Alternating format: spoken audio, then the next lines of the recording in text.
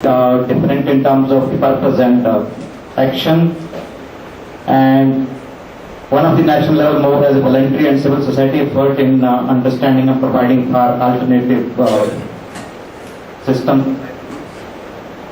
So basically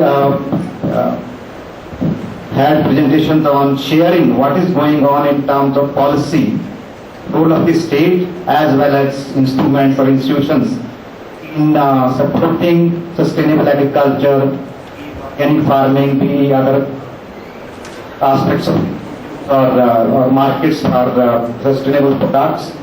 We also had very interesting presentation from Dr. Raidu in terms of process and institutional innovations in sustainable agriculture. That different from others because other presentations more about informing us about what is available from the state in terms of funds or other types of encouragement and support. There are quite a few questions. We take just 5 questions. Please raise your hands and then we'll give it 2 minutes to all the speakers together to answer and then we'll find out. So first, both related to PGS, I thought it was a group that was certified rather than individual farmers. Secondly, and I want to know whether this is the only PGS available or are there alternative PGS also existing? Just to Mr. Raidu, in institutional structure, we have the self-help groups as the building blocks, and over above we have this the producers collective, and not all the members of the SHGs would be producers or organic producers. How do we reconcile? What's the stake of non-organic farmers in these producers? Specifically on Gramin Bhandaran Yojana. Do Gramin Bhandaran Yojana godowns also have the facility of negotiable warehouse receipt scheme? And can you throw some light on why is it that groups are not able to access the negotiable warehouse receipt scheme? Because marketing usually gets stuck on physical infrastructure for storage not being available and cash flows not being there when you retail, produce rather than selling it. And this scheme has both those facilities. I'd like to know whether the rural godown scheme allows for Gramin negotiable warehouse. Marvelous position in your activities.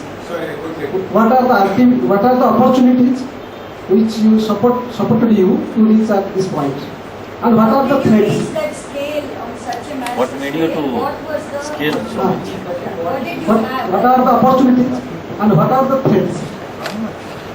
I want to know from it. And Mr. Gupta, I want from you whether these PGS are recognized all over India or not.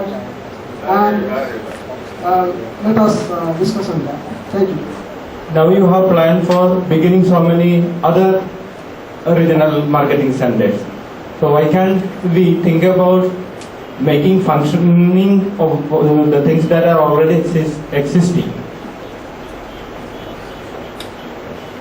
In the upscaling of this MKSP, MKSP in other states, are they taking some guidance or some idea from Andhra Pradesh for the implementation? Are they consulting you in that sense, the states? Are we saying that there is a domestic market for organic, or are we saying that it needs to be created? How comes did I think this is doing for organic agriculture? So in terms of policy implications, I don't want that sort of hidden, and I'd like someone to focus on lessons we can learn from that as well. We have prepared a note and it's getting circulated after speaking to them. We have had 10 questions instead of 5. Anybody else who is desperate to ask the last question? So we may start with Mr. Gaura first. It is a farmer groups, and we are we differ from the department. Why? Because we are not from the department. We are directly recruited from the society, and we work for the society, not for the department. And we get a lot of projects from the department. I agree, but we are liable for the department for that this is cost. That's all. And if we get a play, we are trying to locate outside Lal Bagh also. We are moving out of Lal Bagh also. If we get a place of that sort, we will move out of Lal Bagh. But there will be a lot of initiatives from the government which we are trying to rope in that help from us. Housing, the schemes which are coming under Gramin rural Mandal. government, they are not entitled to be recognized as unless they are certified by Central Warehousing Corporation, qualifying some standards. So once they qualify, this is common for all commercial banks and all banking to negotiate to allow negotiable instrument for loaning and other things. But meeting this standard is quite difficult, and rural areas require desperately some storing space. So this cannot be a qualifying condition. But now commercial banks have come forward, looking into the conditions on their own. They qualify some godowns whose certification can be treated as negotiable, but at a local level, not at a national level. Okay, that is one. First question, I think. Bit about the scheme itself. SHGs have to put in 30% money or Yes. 70% money. Actually, Gramin Bhandaran, actually, the owner's contribution should be 20% at least, and the subsidy is quite 25% normally and 33% for hill areas and for women candidates, women entrepreneurs. So this is not concerning to one individual entrepreneurs or cooperatives or SHG. Anybody, any cooperative is entitled to invest in those manners under banking. Remaining will be on bank from banks as a loan, and that invites the rate of interest ranging from 12 to 14%. So 33% subsidy is quite attractive, and all those processing units now in favor of constructing on rural godowns to store and process. That is also serving a big purpose for food security. So, and the upper limit for subsidy cannot be more than 50 lakhs.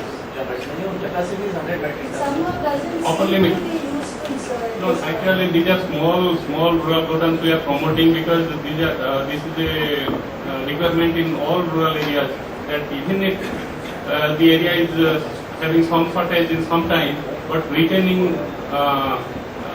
their harvest for at least 2-3 months, they get better price on their products. No Yes. doubt that it's required, but it's not useful the way the scheme has been created. It has to be built by the government. Government is entitled to build it under RIDF. FCI, the Food Corporation of India, State Warehousing Corporation, they are entitled to take loan under RIDF to construct at a rate of 6%. And this is a very soft loan, and they are entitled to take, and the project formulation also is, the cost of project formulation is also taken care of by NIM, also many cases in cooperative state government itself. But this is not coming forward. Cooperative is the sector which is spearheading these investments. Whether the RIDF funds are available for Yes, RIDF fund. I am asking whether it's available to the SHG federations or producers collective. No. So they have to get a 12%. Exactly, they have to get a guarantee from the state government for guarantee for this loan. So the mandate from the state government is required for even a cooperative can take a RIDF loan, but a mandate from the state government is required. Second, the question is why this multiplication of farmer clubs? You know, SHG were formed first by NABARD, then farmer clubs also initiated by NABARD. Now JLG is in under progress, and now producer groups are a formal sanction for this type of ground level organizations have initiated by NABARD as model things. Now this is once the number is there, then we don't continue to own it as it is only our product. Now the state government is taking advantage of these farmer clubs, providing all technical support. So they are now getting one place to contact and provide all support services to them instead of routing it through NABARD. NABARD is also not inclined to take the credit all the time. It is now up to the state government to follow their state government policies and provide all grants, facilities on their own to these farmer clubs. So then that is the thing, I think.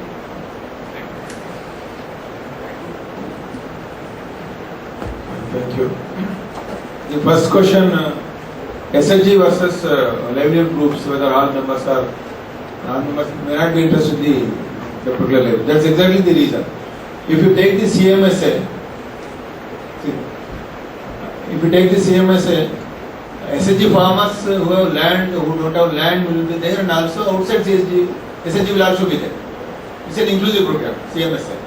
Similarly, the same reason that all members are not crop producers, all members are not dairy farmers. The people, SHG women from the different SHGs will get into a livelihood group, and they bring in their own internal regulations of a SHG, could be under VIVO. And also outside SHG will also get in, but they will follow the internal regulations of the SHG. That they can't be late for meetings, they can't, repay if they don't repay, all sorts of things, that internal discipline and the owning up. The structure will be of SHG. I think if I have answered your question, then second point is about the multiplicity of SHGs under SARP and also Department of Agriculture. NABARD, he has answered, I will not get into that. See, everybody will hold on to the, kind of baby we have.